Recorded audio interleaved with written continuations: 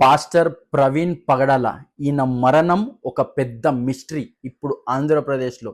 And చాలా పెద్ద ప్రొటెస్ట్లు అయితే జరుగుతున్నాయి మన ఆంధ్రప్రదేశ్లోని రాజమండ్రి దగ్గర. ఆయన మార్చ్ 25 రోజు నైట్ అయితే చనిపోయారు.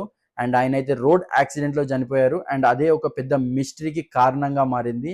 అండ్ ఫ్రెండ్స్, అసలు ఆ మిస్టరీ ఏంటిది, అసలు ఇందులో మన పబ్లిక్ ఏం డిమాండ్ చేస్తున్నారు, అండ్ కానీ అక్కడ జరిగింది ఏంటి అనే దాని గురించి క్లియర్గా మనం తెలుసుకుందాం.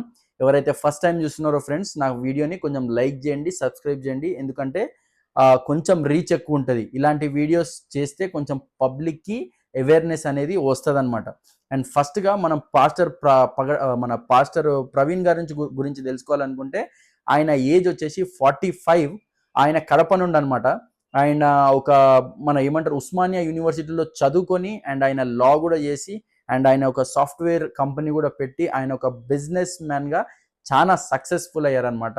అండ్ ఆయన 15 years బ్యాక్ ఆయన అయితే క్రైస్తవ పాస్టర్గా సో ఆయన ఎన్నుకోబడి ఆయన అయితే మన ప్రీచింగ్స్ కానీ మీటింగ్స్ కానీ చేస్తూ ఉన్నాడు.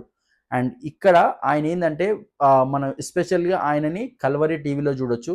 అండ్ ఇంకా కొన్ని లోకల్ క్రైస్తవ ఛానల్ ఏవైతే ఉన్నాయో అవన్నిట్లో కూడా ఆయన కనిపిస్తాడు అనమాట.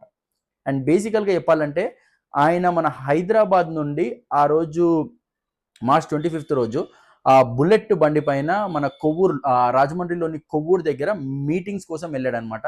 అండ్ బేసికల్గా చెప్పాలంటే మీటింగ్స్ కంప్లీట్ చేసుకొని అండ్ మళ్ళీ రిటర్న్ అయ్యే దారిలో మన కొవ్వూరు దగ్గర ఒక సీసీ ఫుటేజ్ కూడా బయటపడింది అనమాట, ఆయన కొవ్వూరు దగ్గర నుండి పాస్ అవుతున్నట్టు. అండ్ అక్కడ చూసుకుంటే ఆయన ఒక కొన్ని హార్స్ తర్వాత మన దాటిన తర్వాత ఆయన అయితే యాక్సిడెంట్ అయ్యి చనిపోయాడు అని చెప్పి మనకి ప్రతి ఒక్క న్యూస్ ఛానల్లో అయితే మనకు ప్రసారం అయితే చేస్తున్నారు అనమాట. సో ఇక్కడ మిస్టరీ ఏంటిదంటే, ఆయన చనిపోయినప్పుడు యాక్సిడెంట్ అయింది అన్నప్పుడు బండికి కొంచెం డ్యామేజ్ అవ్వడము ఇట్లా కావాలి, కానీ అక్కడ ఏం కాలేదంట. ఎవరైతే అక్కడ చూస్తున్నారో లైవ్గా ఎవరైతే చూసారో ఆయన ఫాలోవర్స్ కానీ లేకపోతే వాళ్ళ రిలేటివ్స్ కానీ ఆయనకి ఫేస్ పైన ఏదో దెబ్బ తాకిందంట. ఇంకేంటిదంటే కొంచెం బండికి ఏం దెబ్బ తాకలేదంట. హెల్మెట్ పెట్టుకుంటే ఫేస్ లోపల ఎట్లా తాకుతుంది అండ్ అనేది వాళ్ళ ఆరోపణ అనమాట.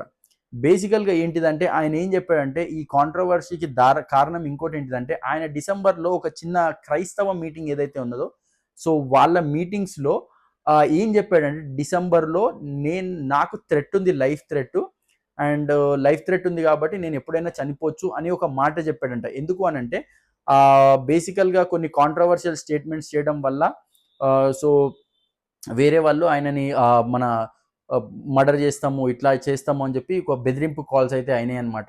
అండ్ దాని తర్వాత దానివల్ల ఆయన అయితే మీటింగ్లో ఇలా చెప్పడం జరిగింది. ఇది చెప్పిన ఒక 4 నెలల లోపలనే ఇది జరిగేసరికి, 3 నెలల లోపలనే ఇది జరిగేసరికి ఇది కాంట్రవర్షియల్ థింగ్కి దారి తీసింది అనమాట.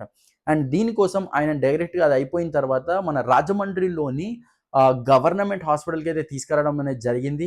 అండ్ అక్కడ పోలీస్ వాళ్ళు, ఇక్కడ మిస్టరీ ఏంటంటే పోలీస్ వాళ్ళు ఇంకా చనిపోయిన తర్వాత కూడా ఇంకా ఇన్వెస్టిగేషన్ అనేది చేసిన తర్వాత ఇంకా ఏందనేది కన్ఫర్మ్ చేయలేదు. ఒకవేళ యాక్సిడెంటా లేకపోతే మర్డరా అనేది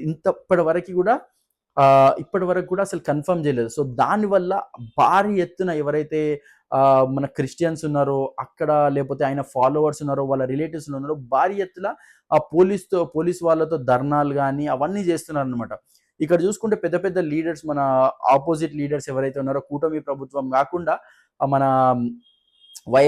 వైఎస్ఆర్సీపీ ప్రభుత్వం నుండి కొందరు ఎమ్మెల్యేలు, ఎంపీలు రావడం అండ్ వాళ్ళు కూడా ప్రొటెస్ట్లో పాల్గొనడం అండ్ వాళ్ళు కూడా దీనికి అసలు నిజం అనేది బయటపడాలి అని చెప్పి వాళ్ళైతే ప్రొటెస్ట్ చేస్తున్నారు. అండ్ కానీ ఏదేమైనా కానీ మాత్రం ఇప్పటి వరకు అయితే అది వచ్చేయాలి. కానీ ఇంకా మంచిగా వాళ్ళు పోలీస్ వాళ్ళు కానీ శాఖ పని చేయాలని మనం కోరుకుంటున్నాం. ఇంకోటి ఏంటిదంటే, ఇంకా లాస్ట్కి ఏంటిదంటే నేను చెప్పేది, ఈయన మరణం ఏదైతే ఉందో బాధాకరం. ఎందుకంటే ఆయన ఒక క్రైస్తవ పాస్టర్ ఎవరైతే ఉన్నారో. అండ్ ఇప్పుడు నేను చెప్పేది ఏంటిదంటే, ఏదేమైనా ఒకవేళ ఆయన యాక్సిడెంట్లో చనిపోయినా లేకపోతే ఆయన ఒకవేళ మర్డర్ చేయబడ్డా నిజం మాత్రం తప్పకుండా బయటకు వస్తుంది. అండ్ నిజం బయటపడ్డ రోజు ఒకవేళ యాక్సిడెంట్ అయితే ఏం కాదు, కానీ మర్డర్ ఒకవేళ చేసినట్టే అయితే కనుక వాళ్ళకైతే పక్కా శిక్ష పడాల్సిందే. ఎందుకు అనంటే ఇలాంటిది మన ఇండియనే కాదు ఎక్కడున్నా కానీ ఇలాంటిది మాత్రం మనం అస్సలు ఎంకరేజ్ చేయకూడదు. అండ్ ఫ్రెండ్స్, ఎవరైతే ఫస్ట్ టైం చూస్తున్నారో నా వీడియోని కొంచెం లైక్ చేయండి, సబ్స్క్రైబ్ చేయండి. And thank you friends for watching my channel.